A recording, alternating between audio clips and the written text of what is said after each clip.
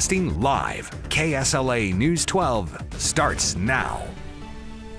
Good morning. You're watching our weekend edition of KSLA News 12 this morning. It's 8 o'clock and I'm Destiny Patterson. But first we're going to send it over to our First Alert meteorologist, Jessica Moore. And Jessica, we had some fog this morning. Are we going to keep seeing that? That's right, Destiny. We're seeing fog still this morning, and there's also a dense fog advisory out there. That dense fog advisory went into place last night, and it's still going to go until 9 a.m. this morning. That includes areas in East Texas near that I-30 corridor all the way down towards Cass County and Titus and Morris in Texas.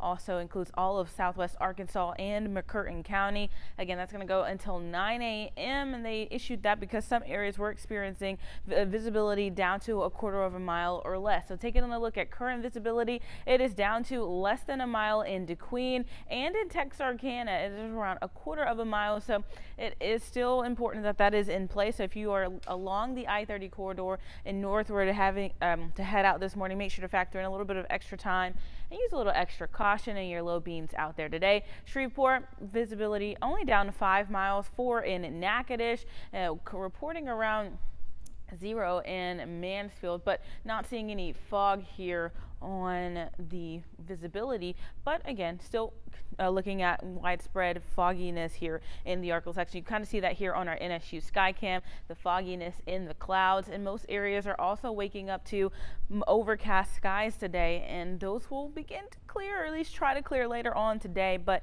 again may have a hard time. Looking at temperatures, we're all over the place right now. It is 28 degrees right now in Idabel. Earlier they were reporting freezing fog out there. Elsewhere, misty conditions with temperatures around 46 in Texarkana, 43 right now in Mount Pleasant. Marshall, Texas sitting at 47. Shreveport, we haven't moved out of the 50s since last night around midnight when I was checking. 50 around Mansfield, 51 in Natchitoches, 52 over in Nacogdoches. Today we'll warm up, or at least try to warm up into the upper 50s. Some areas will reach the low 60s, but again, that's going to kind of depend on how the clouds dissipate or not. For tomorrow, highs will be in the low to mid 60s. We'll be warming up under mostly sunny skies for your Monday. But taking a look at how the rest of the day is going to play out in between now and till we get to our high temperatures, we'll be around the low 50s, still around 9 towards the mid and late morning hours. And then by noon, if you're headed out for a bite to eat, we're looking at temperatures warming up to only the mid 50s as we head into your afternoon. Winds are out of the west northwest at around 7 miles per hour. And again, the clouds going to take their time to break, but should be breaking by the afternoon. Tomorrow around 6 p.m., make sure to look up into the sky. This Jupiter and Saturn conjunction happening. These two are going to look like one bright star, so make sure to catch that out there. We won't catch it for another couple of years. Here's a look at your First Alert 7-day forecast. On Monday is actually the first day of winter. Highs will be in the mild mid 60s. Heading into Wednesday, we do have rain chances that will bring in, again, rain and a cool down for Christmas Eve, Christmas Day. We're looking at temperatures in the 50s. We'll take another look at the rain, though, coming up. Destiny? Shreveport police are investigating a shooting last night that left one man hurt. It happened around 11:30 in the 1500 block of Madison Avenue. That's in the Allendale neighborhood. One man was hurt and his injuries are non-life-threatening. Police do not have any information on a suspect at this time. Now let's take a look at this dramatic video of a police chase out of Sabine Parish. According to Sabine Parish Sheriff's Office, deputies and Manny police officers chased this man on Highway 71. You can see in the video the suspect and an officer crash. Then he tries to run away, but was quickly caught. The deputy involved in the crash was taken to the hospital, but he's doing okay. The FDA authorized Moderna's coronavirus vaccine for emergency use, offering a new source of hope in the nation's fight against the pandemic. This morning, the first doses were rolled out from Olive Branch, Mississippi. Moderna said it aims to provide over 20 million doses of the vaccine by the end of the year.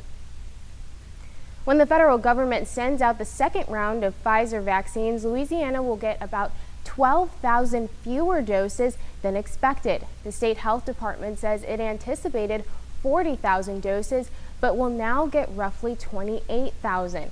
All of those doses will go to frontline healthcare workers. This comes as the FDA approved the Moderna vaccine and it's expected to roll out quickly.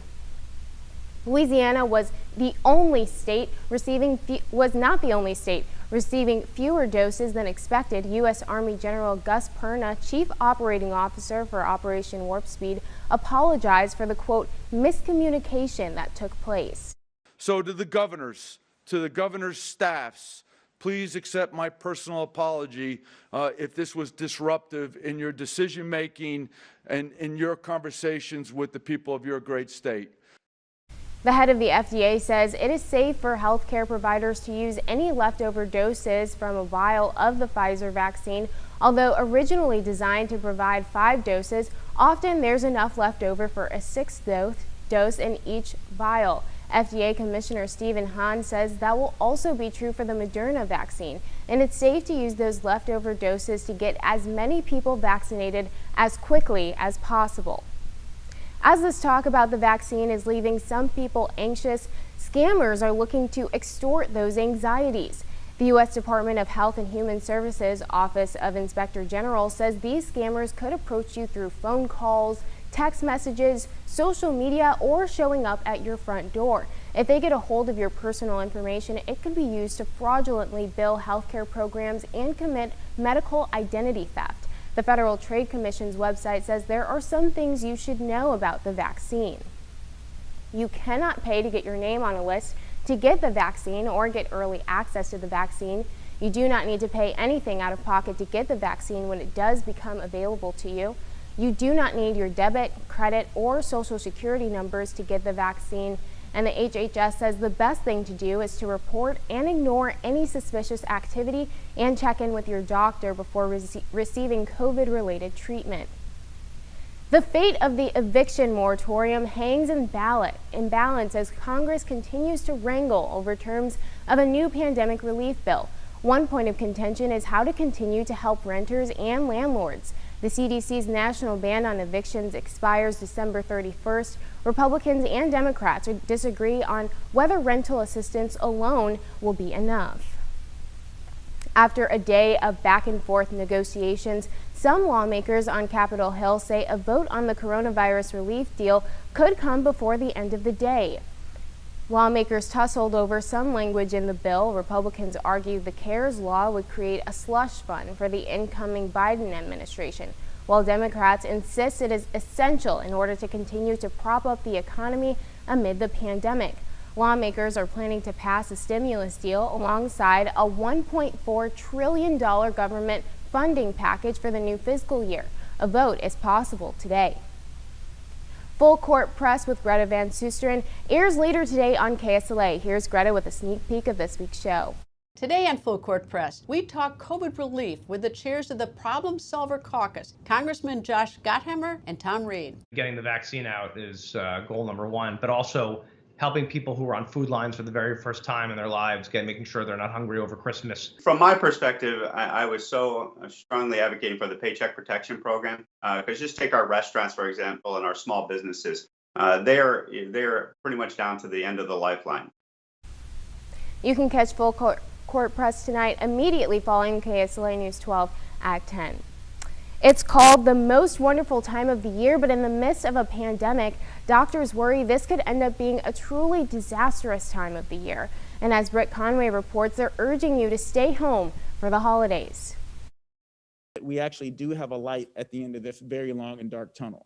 But getting there without losing more and more people depends on what we do now. That means each and every one of you doing your part while we do our part at the federal level. U.S. Surgeon General Dr. Jerome Adams says you can start by taking a long, hard look at your holiday plans. The safest way to spend the holiday this year is with the immediate members of your household. Dr. Anthony Fauci agrees. Nobody wants to modify, if not essentially shut down their holiday season, but we are in a very critical time in this country right now. Even with 2 COVID-19 vaccines authorized, the virus continues to ravage the country. Both doctors say we need to remain vigilant. We've got to not walk away from the facts and the data. This is tough going for all of us. We want to get as many people as possible to Easter, to Memorial Day next year, to the 4th of July. Dr. Adams knows not everyone will listen. If that's the case, he says testing needs to be a priority. If you gather with people outside of your household, especially without a mask, then we recommend that you get tested 4 to 5 days after that gathering. Get tested before you travel, too. And there are a number of other safety tips on cdc.gov. Being outside, good ventilation, making sure there's plenty of hand sanitizer. All with the hope that this time next year, we'll have one more reason to celebrate. Together, we're going to get through this. I'm Britt.